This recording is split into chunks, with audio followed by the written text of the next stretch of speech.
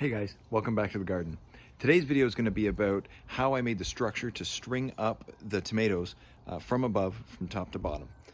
This is originally replying to a request on Facebook. I just thought I would make a real video about it and post it here so everyone can benefit.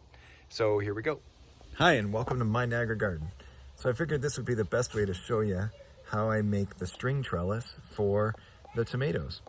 This is the entrance arch and then under here we've got another arbor which has a tunnel to enter the garden, and another arbor there, and then the back two garden boxes, one over here and one over here, has another pair of arbors.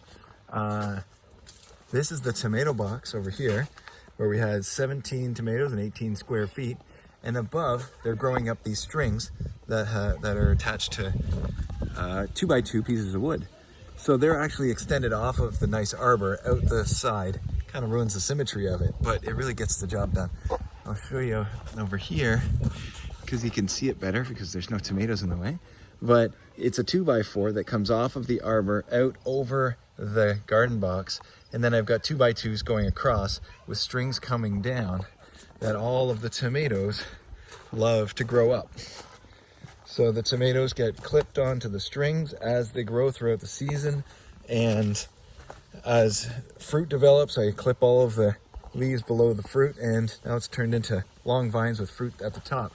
They've outgrown their 6-7 foot strings to flop over the top and take up not very much space for 17 tomatoes, basically 18 square feet. So we're coming to the end of the production season now. We still have some really high fruit up here that the kids can't reach. But it's been a really successful year climbing the strings here in the tomato box.